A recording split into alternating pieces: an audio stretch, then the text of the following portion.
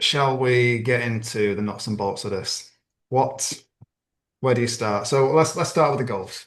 Let's start with the goals that we conceded. Obviously, VAR review for the first one. He's onside, but I mean, how are we in that situation in the first place? It goes back to the tweaks that Andrews makes. He's quite happy for Thiago to stay up there more or less alone. Sharda's coming deep, Otara's coming deep. It's they make up a three when they're in attacking transition.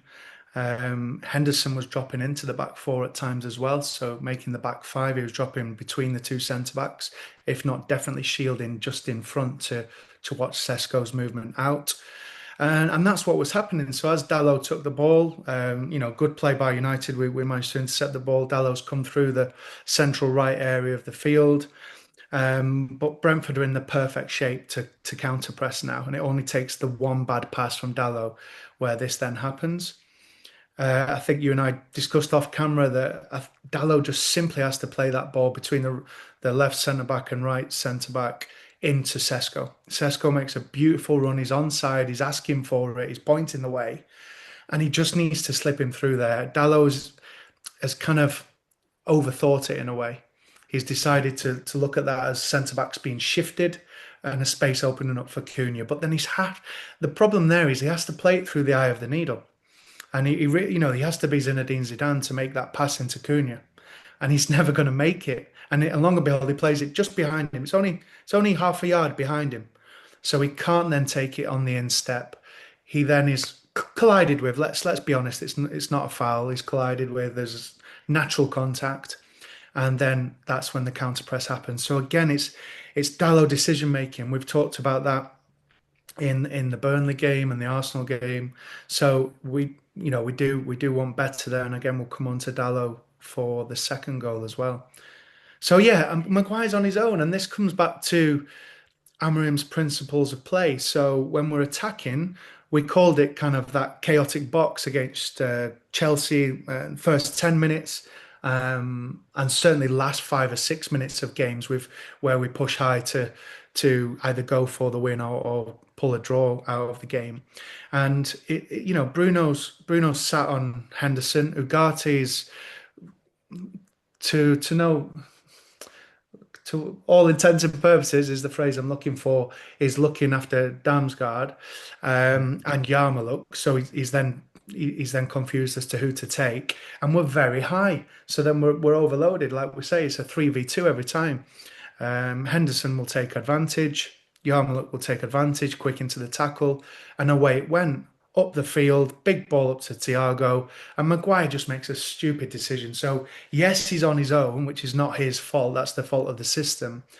But he then should be about 5 or 6 yards deeper in the first instance because he can see Thiago. So he shouldn't be on the halfway line. This isn't Ange ball. This is hopefully a thinking Manchester United back line. So he's kind of left vacant, by the way, by De Ligt going high as well in the build with Dallo going forward. He's on his own and he makes the silly decision to come out and play the offside trap. And then we're just, yeah. The one other thing you could mention there is Bayern Deer's starting position. I think Mm. that clearly is an issue. We've said it all, well, last season and this season. He's a nervous keeper in the box, so he stands very much on his line in the 6 yard box. Onana did it as well, to be fair. He just couldn't. There's some kind of nervousness there that goes back to your point about mentality. And there's a huge space for Thiago to run into. And yeah, I mean, it's a superb finish. Whether he meant that Batistuta style top corner, it seems to Yeah, go off the outside of his foot for me. But yeah, it's a great goal. It's a great finish, and but highly, highly, highly avoidable. different finish, but similarly avoidable with the with the second goal as well. I mean, where do you pick the bones out of that? Well, we got the moments before, as we mentioned, where again the idea is to keep it now in the middle when they've lost the ball, but then go wide to Sharda and Utara when they get the ball, and and then the overlaps from the fullbacks. So they've got into wonderful positions just after the goal, which is worrying.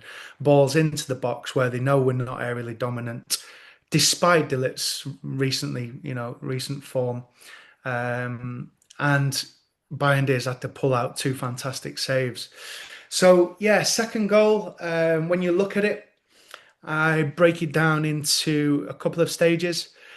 The press was all wrong from the beginning of the day today. So that includes our two new signings in Bumo and Cunha.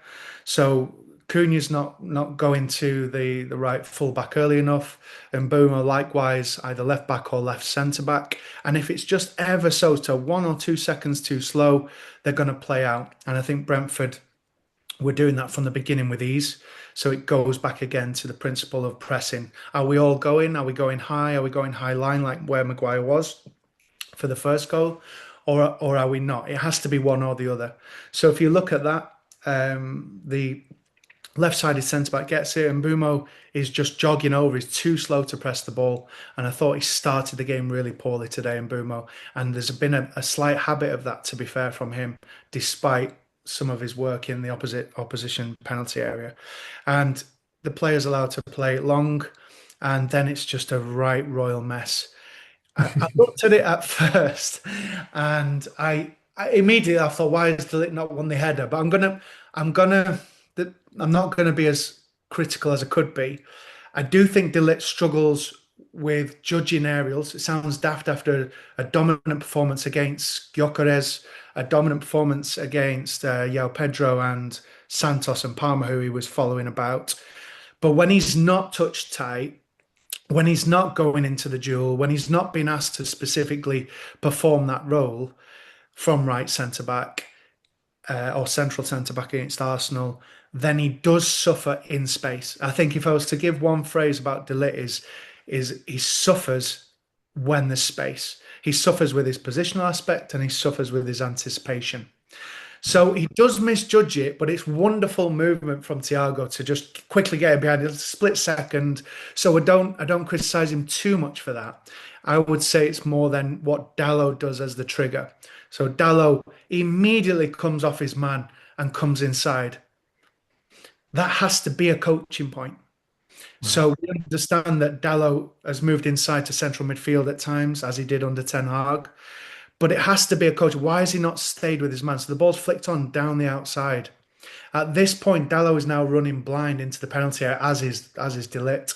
Shaw is coming in thinking everything's okay, but then sees Thiago's run a bit too late. So I'm not going to blame Shaw for that one. Dallo does not scan. He does not see this movement, even though it's obvious that once it's gone wide from Thiago's flick, Thiago is then going to make the move into the box. It's everything we wanted from Rasmus Højlund last season. So that movement, once you've played it, let's get into the goal scoring position. And it's just a colossal mess. Bayern does his very best. But Dalot did lose his man again, as we saw in the Burnley game. Him and De Ligt, misunderstanding. We've seen the De Ligt and Dalot misunderstanding again today. So yeah, not good. Maguire didn't cover himself in glory either on that one. Although again, you could say, why is Maguire in given his lack of game time so far? And then the debate with Yoro and his, not coming into his own as of yet. So yeah, a right royal mess was that second goal. Oh, one more thing on that, Steve. It can't go without mentioning the central midfield area as well for that goal. Yeah. Yeah. You've seen the screenshot. So when the ball is flicked inside and Thiago makes the run off Dallo, and you pause it, Ugarte and Bruno are just inside the half, so they're on the halfway line effectively. And we're now looking again about where our central midfield two are asked to go. So instead of asking where is the Baleba, the Wharton, the Elliot Anderson of the world to come in, and of course we want one of those central midfield number eights or sixes. We're actually asking what are the principles of play that means Ugarte is looking over his shoulder for Henderson, the DCM of the other side, who's going to sit back at that point. He's out of he doesn't need to do anything. Ugarte is worried about Henderson. He's worried about Damsgaard, and Bruno is just slowly jogging back in, and that just cannot be the case in any Manchester United side. So again, why are they asked to press so high in the first phase of out possession football?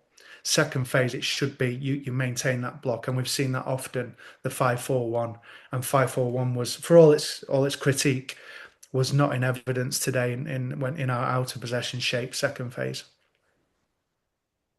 Just playing devil's advocate, how much is that definitively them following instructions? How much of it could be, Bruno does have a tendency to wander, as we know.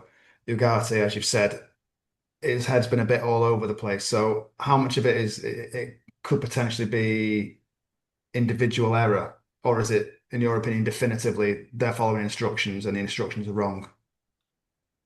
I think on Ugarte, I think two things are happening. He's not ready to start the game ahead of Kobe. That isn't just a love for, an academy graduate. It's just for me now. It's a clear binary option. And when you play Ugarte and he's at fault for the lead up to the Chelsea goal midweek, and we talked in the previous week as well, then you play with risk. And I do think for all this idea that he's a swashbuckling number six, that ground coverage in front of the defence, who likes to put his foot in, I don't think he does that particularly well. So what you do see him is him naturally drift high. I believe he started his career as a striker, and it shows in some of his positioning. So I think you're right. It's some of the player, but also if I'm seeing that from the side, then that's a clear communication. It's a clear understanding from the side and putting that across and ensuring that doesn't happen. And we see it time again. He pushes either Henderson or Yarmouk, and they're literally in front of the back four for Brentford. So why is he there, leaving that ocean of space in behind? And you're right, if Bruno is then wandering, that space is even more vacant. And it's just so despondent, as you can see in the tone of my voice. It's like, so everything that has been predicted from this channel or any other, United outlet has come true.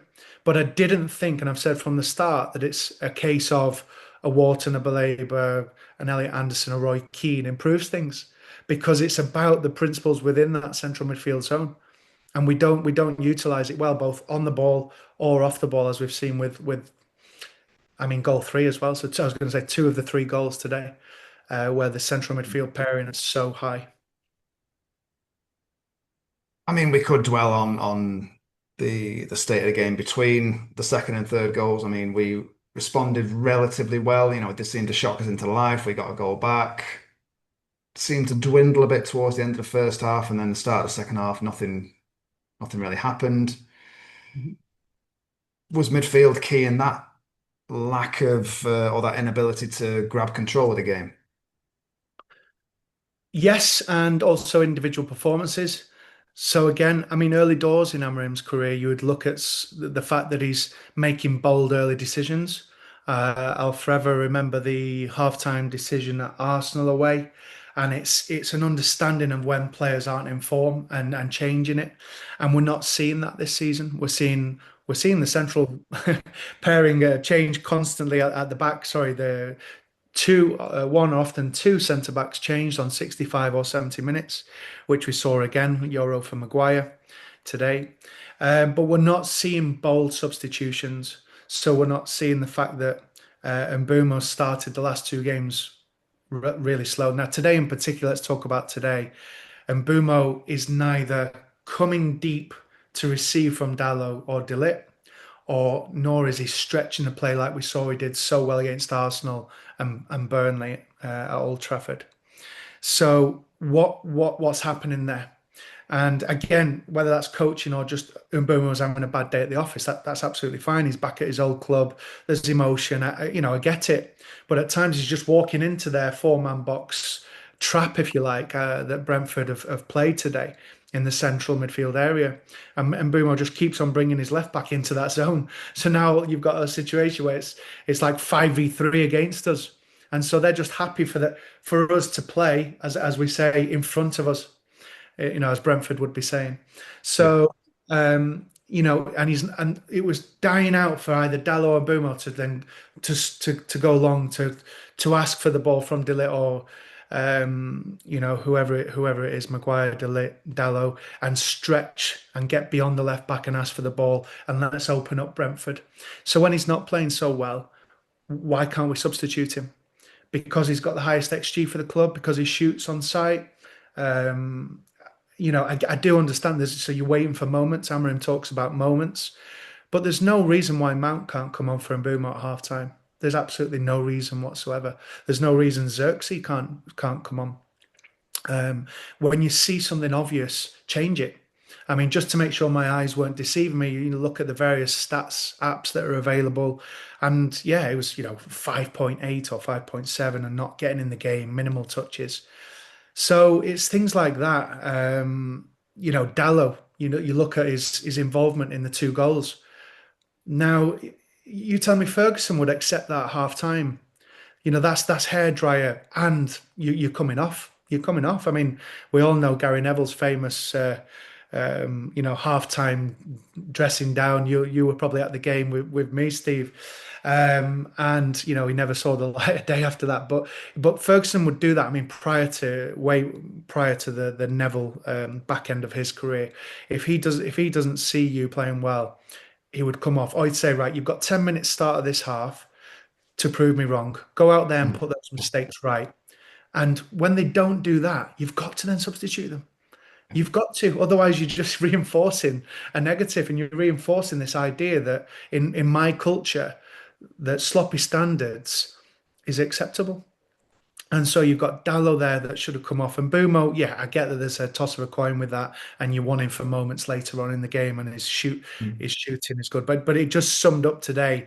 The penalty normally he would get to that without the need for the pull, and he would score. And there was other Bruno. Who could foresee that he would miss that penalty from the game that he'd had, from the fact that he wasn't getting on the ball, from he was knocking balls long again and blaming people not getting onto them. Uh, he was, asking for balls when he shouldn't be asking for balls, apart from the one where Cunha didn't slide him into the right, of course. Um, and you just knew Bruno wasn't at it. And again, that's fine. Human beings, right? Obviously, yeah. But that's where the manager comes in, and he needs to change those things that he sees. Mainu could have been brought on for Bruno on 60 minutes or 55 minutes. So again, does he need to take the penalty? If we know that his head's been down, he's getting frustrated, he's performing really poorly, um, uh, does he need to take the penalty? You've got Sesko, Cunha, and Bumo, unbelievable penalty takers. So it's little tiny details that actually are obvious, even though they're tiny. The tiny details that, when all added up, make a huge impact, and that's where managers earn their dough. That's where coaches earn their money, and we didn't see it with selections, and we've still not talked about Bayern, and we didn't see it with the substitutes. Let's go into the third goal then, because I mean, I messaged you at the time. There's no stopping them, is there? Middle of the goal. I have to say that kind of at a moment of catastrophe for myself and my son watching that game, and damn, there's the game gone again. Your message did, provide a bit of a ray of light. It made me laugh out loud. So yeah, there's no stopping them down the middle of the goal. I mean, it was chest height. So as much as I would like to praise Bayern's opening, half for today, and the criticism he's had from me, and certainly the vast majority of the footballing world, sadly for him, because we're not here to castrate individuals, and that's not what we're about. He's put in this position, and for my money, he shouldn't be. And that's why you bring in a Le Mans, and you trust your recruitment process. But that third goal is just unbelievable. I'm actually, I was and am lost for words. The ball it's come. He's just jumped way too early, hasn't he? And of course, it's not all on Bayern. You look at again the fact two midfielders are on the halfway line. Dallo is nowhere to be seen down this right channel. And De Ligt's followed his man really well. He's followed Janssen really well, but then he just forgets to put the brakes on. Just something so simple. You've got to predict there that he's going to turn inside and either play in, I think it was Thiago at the time, or he's going to take the shot on goal. So as much as it was an unbelievable mistake from Bayern, there's no getting around that fact. De Ligt again doesn't cover himself in glory. He has to stay tighter, and he has to block that as a minimum, really. If he's tighter, he doesn't need to allow him any more space, and he can intercept. It's pretty similar, in fact, to what they said on commentary on our second goal conceded, where despite De Ligt missing the aerial, which, yeah, we've said wasn't entirely as well, it's great movement from the striker. He Mm. just needed to be a bit tighter on the second ball, and he can, as they said on commentary, foul him. I think it was Lucy Ward who said just foul him, take the man down. It won't necessarily be a yellow either if you're too tight. So it's just a careless tackle and free kick. So again, De Ligt, he needs to look at that performance again. Maybe he's been listening too much to the praise that he's received in recent weeks. But for me, he's always had that issue, the positionality issue, the anticipation issue, the aerial um, how can I say, anticipation and position again come into it. So he can be Yeah. dominant in the air, but that's when he's touch tight, when he's in a battle with a centre forward or a wide forward. But when he's not, he does look. He's too repetitive in his movements. He's too um, his just his whole gait and understanding of the position is all wrong at times, and that's something he'll have to look at. You compare him to someone like Yoro, you know is going to be a talent. There's a calmness in position and there's a Yeah. calmness in possession of the ball, and you just don't get that feeling with De Ligt. So I was a little surprised at the over. I mean, some people were calling him the best we've seen since Vidic in that particular kind of battling, dueling role this week, and I'm still not convinced that's the case with Mateus De Ligt. You can look at it one or two ways now. It's a week till the next game. Sunderland at home. There's absolutely complete must win. No other option. Uh, but what you can look at it two ways is it's a bad thing that we've got a week now until we play again because you would rather get out of your system before. But then it's also a week to enforce some changes. I mean, there's some recurring themes that we've had in discussions here. So, what would you say are the quick, easy wins that can be made to the change in approach? When you say change in approach, do you mean from formation point of view or just within rigidity of Amarim's system? Uh, well, let's. I mean, Questions back at you. good one. I would say within the system. I mean, there is a bit of flexibility as he's shown, but by like you say, today was 4-4-2 for long periods in a sense. And 3-5-2 near Yeah, the end. I mean, just small. Don't use the word credit, but what he's tried to do with the Xerxes substitution, he's gone Xerxes and Sesko. Obviously, Mount's come on, and then he's gone left. It would have been effectively a left 10, but he's actually gone into an 11 position, gone into the kind of wide left yeah. position, and then Boom on the right. So effectively, in the end, you're playing with a front four. But yeah, you can look at that one or two ways. It was slightly chaotic and unstructured, but you could see what he's doing. Xerxes dropping in, asking Sesko to stay high, and then Mountain and Bumo coming in inverted. So there are those tweaks that he made that we might see against Sunderland. Going back to your question, Mm. but I think we said last game, didn't we, at Chelsea? Although we were positive, we saw the 4-4-2 out of possession, which at times meant De Ligt was an auxiliary right back in possession. We need more from Amarim. That's the bottom line. We need more in terms of his approaches. If you're not going to go 4-3-3 like everyone's clambering for, and because the players are almost perfect for a 4-3-3 at this moment in time, then the tweaks in the system and the in possession play, let's say, needs to be more varied. It needs to be more precise. It needs players performing to specific roles and slight differences. So to answer your question more fully, it can't be Ugarte. So it would have to be Casemiro coming back in or Kobe playing. Kobe again has shown something from the bench. He's got that calmness in possession that Ugarte doesn't have.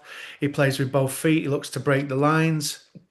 He will keep the ball wide where needed. He'll bring the wing backs into play in the middle zone. And so, yeah, we do need to see better instincts in that sense and slight tweaks within the positions themselves. So Yoro, I could understand being out because there's there was a bit of question mark over his form at the moment, but he just has to come back in now. And it's most probably going to be for Maguire. But again, I look at De Ligt today and I think Euro should slot in there at right centre back. Or does he go left centre back? And I don't know whether Mazraoui will be fit enough to come in there and then No, just choose the one of. international break apparently. Ah, okay. Would So you expect, sorry to jump in, would you expect Larmans to come in? I expected him against City, so I don't change my view on that one. I would Mm. expect him. Yeah, he has to. There's no better time either. So if he was waiting for the right time and he was wanting a time where Lemans is not under pressure, well, this is it, isn't it? Yeah. After a demoralising big defeat to Brentford, let's make no mistake. This is the time to bring him in despite Bayern's first half today. It can't be done on, the micro. It has to be done on the macro. And this is the time for Le Mans to come in. So you are expecting Le Mans, your Casemiro. Kobe, I suspect, won't again because he likes this idea of one, defensive minded player and to the right and then an attacking side to the left. So you suspect it'll be Casemiro and Bruno. You just hope it won't be Ugarte. I'm sorry, but it just isn't at the races at the moment and he's not performing. And then you'd keep with Sesko, and then it's up to you. Then with Mbumo, Cunha, Mount, you choose two from three. None of them are sparkling at the moment, despite some early season promise. I thought Cunha held on to it too long today. I thought Mm. Mbumo was nervy and as I say, dragged his left back into the wrong zones today and played into Brentford's hands. So the only one for me that starts is Sesko as a certainty. So you are likely to look at the bench and look at the likes of Xerxes or Mount coming in. Whichever way it goes, big week at Carrington. Very big week. Nick, thank you very much for joining.